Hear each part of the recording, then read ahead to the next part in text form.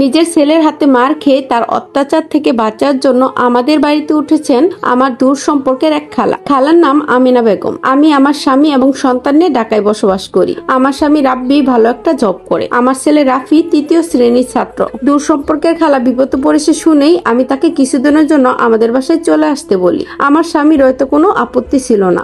আমিনা খালা কোনো মতো পালিয়ে ঢাকায় চলে এসেছে আমার কাছে। আমিনা খালা আসার পর তার অবস্থা দেখে আমি এবং আমার স্বামী দুজনেই খুব অবাক হয়ে গেলাম। কারণ আমিনা খালাকে তার ছেলে এমন ভাবে মেরেছে যে বেচারির চোখ পুরো ফুলে চারপাশ কালো হয়ে গেছে, গাল ফুলে ঢোল হয়ে গেছে, হাতে পায়েও অজস্র মারের দাগ। এসব দেখে আমার এবং আমার স্বামীর খুবই খারাপ লাগলো। একজন ছেলে নামে জানোয়ার যে তার মাকে এইভাবে পিটাতে পারে জানা ছিল না। খালাকে না দেখলে বুঝতামই না, জানতামও না একটা সন্তান কিভাবে তার গর্ভধারিণী মাকে এভাবে মারতে পারে। এটাই ভাবিয়ে তুললো আমাদের। সাথে সাথে আমিনা খালাকে ডাক্তারের কাছে নিয়ে গেলাম। ডাক্তার দেখিয়ে ওষুধপত্র নিয়ে বাড়ি ফিরলাম। কয়েকদিন আমিনা খালা আমাদের বাসায় থেকে বেশ সুস্থ হয়ে উঠলেন। তবে ছেলের জন্য সবসময় মনটা তার কাঁদে। আমি এবং আমার স্বামী সান্ত্বনা দিই তাকে। এছাড়া আর কি বা করার আছে। তার ঠিক কয়েকদিন পরে দুপুরের ঘটনা এটা। আমার ছেলে রাফিকে স্কুল থেকে বাসায় এনে খুব বকাঝকা করলাম। আমার কাছে বকা খেয়ে শব্দ করে কেঁদে উঠলো আমার ছেলে। ওর কান্নার শব্দ শুনে আমিনা খালা ঘর থেকে বের হয়ে আসলেন। দেখলেন আমি ওকে বকাঝকা করছি।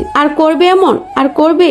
আর যদি কখনো এমন করেছো তাহলে হাত পা ভেঙে দিব। ভালো ছেলেরা এমন করে না, এসব করে খারাপ ছেলেরা। তুমি কি খারাপ ছেলে? ব্যাড বয় তুমি? আমার ছেলে আমাকে মাথা নেড়ে না করলো, কাঁদতে কাঁদতে বলল, আমি ভালো ছেলে মা, আমি ভালো ছেলে, আর কখনো এমন করবো না আম্মু, সরি। এতক্ষণ আমি রেগে থাকলেও ছেলের উত্তরে শান্ত হলাম। ছেলের চোখের পানি মুছিয়ে তাকে পরম যত্নে বুকে জড়িয়ে ধরলাম, মাথায় হাত বুলিয়ে বললাম, ঠিক আছে, আর যেন কখনো এমন না শুনি। এরপর থেকে আর কোনো প্রবলেমে পড়লে আম্মুকে বলবি, আম্মু দেখবে বাকিটা। আমি জানি আমার ছেলে গুড বয়, সে একবার ভুল করেছে আর করবে না। আম্মুর কথা শুনে ভদ্র হয়ে চলবে, ঠিক না? ছেলে আমার কথা শুনে মাথা জাকালো, ওর কপালে চুমু খেলাম। যাও রুমে গিয়ে ড্রেস চেঞ্জ করো, আমি তোমার জন্য কিছু বানিয়ে নিয়ে আসছি। আমার ছেলে আমার কথা শুনে খুশি হয়ে গেল। এতক্ষণ আমার ছেলে কান্না করলো, আমার আদর পেয়ে সে খুশি হয়ে গেল। হাসতে হাসতে দৌড়ে রুমে চলে গেল। আমার ছেলে রুমে যাওয়ার পরপরই আমিনা খালা এসে আমার কাছে জিজ্ঞেস করলো, পোলাডারে এত বকলা কেন, কি হয়েছে?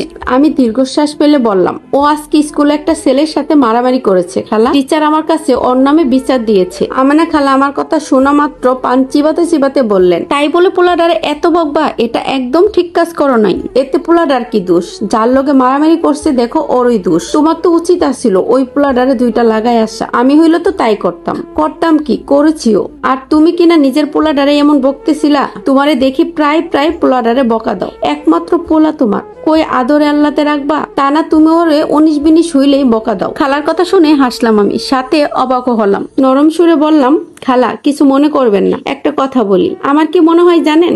ঠিক এই কারণেই আপনার সন্তান মানুষ হয়নি। আপনি তাকে মানুষ করতে পারেননি, কোনটা ঠিক কোনটা ভুল শিখাতে পারেননি। তাই সে তার নিজের মাকে এত বাজেভাবে, থাক সেদিকে আর না যাই। আমি কি বুঝি এবং মানি জানেন? আমি মানি এটাই, একটা বাচ্চার শেখার বয়স কিন্তু এখনোই। সে বুঝবে, জানবে কোনটা ঠিক কোনটা ভুল, কোনটা একটা ভালো মানুষের করা উচিত আর কোনটা করা উচিত নয়। আর এটা শেখানোর দায়িত্ব বাবা মায়ের। সবচেয়ে বেশি দায়িত্ব মায়ের বলে আমি মনে করি। আর আমি সেই দায়িত্ব পালন করেছি। ও ভুল করলে ওকে শাসন করে বুঝিয়ে দিচ্ছি কোনটা সঠিক, যাতে ও আর ভুল পথে না যায়। একটা বাচ্চা যখন ছোট থাকে তখন তাকে শাসন করা যায়, বোঝানো যায়, কিন্তু সে যখন বড় হয়ে যায় তখন চাইলেও তাকে আর শাসন করা যায় না। তখন সে কিছু শুনতেও চায় না, মানতেও চাইবে না। সে নিজের মতো করে সব বুঝে। তাই আমি আমার বাচ্চাকে এখন থেকে সঠিক শিক্ষাটা দেওয়ার চেষ্টা করেছি। এখন যদি আমি ওকে শাসন না করে ছাড় দিই, আহ্লাদ করি, তাহলে ও ভেবে নিবে ও যা ইচ্ছে তাই করতে পারবে। ও যা করছে তাই সঠিক, কোনো ভুল নেই, কেউ কিছু বলবে না। আবার হয়তো স্কুলে গিয়ে মারামারি করবে। এতক্ষণ ধরে আমার কথা শুনে আমিনা খালা তার মাথাটা নিচু করে ফেললো। আমি বললাম, খালা কিছু মনে করবেন না, আসলে এই কথাগুলো আপনাকে বলতে চাইনি। আমাদের সমাজে আপনার মধ্যে এমন অনেক মানুষ আছে যারা নিজের সন্তান কারোর সাথে মারামারি করলে নিজের সন্তানকে না বকে না শাসন করে তাদের সাথেই ঝগড়া লাগিয়ে দেয়। আসলে এমনটা করলে দেখা যাবে যে আপনার সন্তান বা আমার সন্তান বা যার সাথে এমন করুক না কেন, সে কিন্তু ভুলটা শিখবে। ভাবলো যে সে যেই ভুলটা করেছে সে ভাববে না আমি ঠিক কাজ করেছি, এবং সে বারবার এই কাজটাই করবে। আর বড় হলে তো বড়দের সম্মান দিতেই জানবেন। আর আপনারা এতক্ষণ ধরে যে স্টোরি ভিডিওটি শুনতেছিলেন এইটার সাথে আমার বাস্তব জীবনের কোনো মিল নেই, তবে এটা একটা বাস্তব ঘটনা।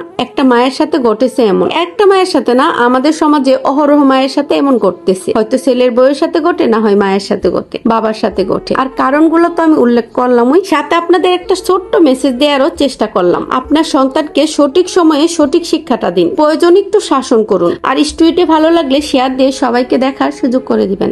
ধন্যবাদ।